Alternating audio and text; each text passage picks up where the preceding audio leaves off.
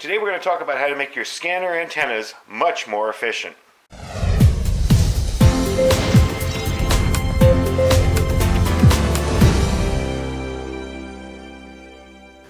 Alright, so if you're new to radio in general, and you don't want to go out and spend a fortune, you're kind of disappointed with the antenna that your scanner had, or maybe even your HT had, your handheld radio, if you're a new ham. And you go out and you buy one of these. You buy an extended antenna. Alright, this is a very fine wire. This is actually a 2-meter antenna, and what we're doing today is for scanners. And it works okay, but it doesn't work as well. But what you really want is something in your house that will allow you to receive a whole lot better and possibly transmit. What we're doing today, this project is only for receive, and it's not for this scanner, it's for a scanner that's mounted in my radio rack that I don't feel like pulling out. So we're using this to represent it. And we're using this. This is a collapsible, believe it or not, Radio Shack scanner antenna. It's very broadbanded. This is not something you transmit with. This is just for receive. But what we're going to do is give it a little more ground plane, a little more surface, and give you the opportunity, if you want, to put it outside, to put it somewhere far away, and give you a little bit of a better reception, instead of just sticking this up on your roof and hoping the wind doesn't blow it off. So, the first thing you're going to need for this is a can. Believe it or not, good old number 10 metal coffee can. I tell people to use metal. A lot of them are very deceptive. Sometimes these cans have cardboard on the side and they look like metal. They're covered with that shiny plastic. You want metal because you want it to be a ground plane, because essentially what you're going to be doing is sticking your antenna right there. Okay? Now, this does not work for, we're not doing this for a mag mount. Okay? If you had a magnet mount antenna and you wanted to put it outside to extend your range on your scanner or your transmit radio, your HT, you just stick your magnet mount on here. And this is your ground plane. You don't need to go out and buy an expensive antenna right away. It'll give you far more range.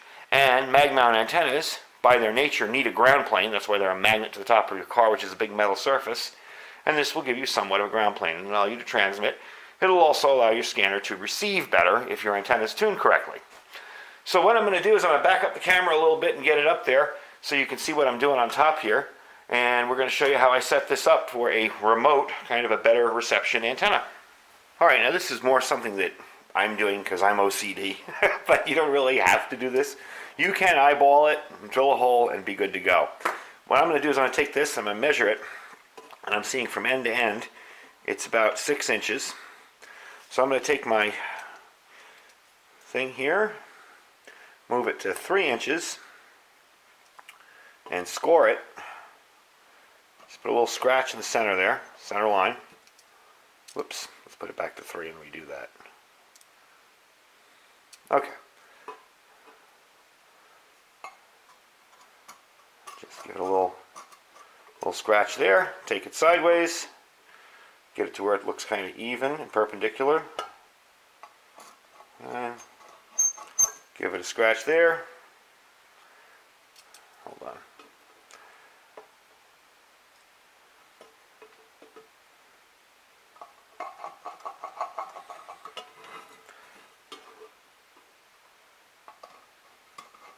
Alright, so I've got a pretty good idea of where the center of this can is, and I'm just going to put a dot right in the middle of what looks like a little tic-tac-toe thing I made there, and we're going to drill that dot out. Because this is aluminum, and I don't want to slam down and make a huge dent in the thing, and I don't want to rip it instead of cutting it, I'm going to use the smallest drill I have, well, not the smallest drill, but a very small drill to start. I'm going to work my way up, because I don't yet know what size of a hole I need. I mean, I can estimate that the interior diameter of this will be about the size of the hole I made, but I have to go buy some more hardware, which I will show you later in the video, to make sure I'm going to fit through there and be nice and even. So we're going to start small, and we're going to move out gradually. So what I'm going to do is I'm going to drill this small and go bigger and bigger until I get to the right size or close to the right size, and then I'll bring you back. Alright, so I went a little bit ahead of myself here, but you'll get the idea. I got the hole to the size I needed it. Now, how do I know what I needed? Well, here's what I did, okay? The first thing you're going to want to do is go out and buy yourself a short or long, depending on how far away you want this to be, bit of coax cable, okay? And it's pretty simple. And on the end here, you'll notice I have some kind of unusual connectors. These are normal PL259 connectors. Don't worry about the technical stuff. You can write it down. You can go back in the video and go in, and when you go into a radio shop, ask them for it. That's your standard connector. Any of you CBs have seen that connector before. These are adapters. They're made to fit onto the antenna of most scanners. Most mobile and home, most mobile and home-based scanners have that little connector with the two little T's on it. And they're called BNC. Okay, they're BNC connectors. So this is an adapter to go from here over to my antenna that we're going to mount on this. But here's where the weird part begins. That is a female connection. You need another male connection because you're going to be putting your antenna up through here. Okay? Now this is all I could find lying around my house, so I'm going to have to cut here and here to make it flush so it goes up flush. But what this will do is fit in here. And yes, this is coax connector, probably from computer-related networking hardware stuff that I had lying around. So that way, that's sticking up there, kind of like your scanner, so that you can connect any antenna to it. Now what I'm going to do is I'm going to go shut off the camera for a sec and clean this edge up here so that I can get it flush. And when it goes in there, it's not all tipping around because it's on the because it's not fully flush. And then we're going to go from there. So we'll be right back. All right, cleaned up a little bit over here. Here it is, done.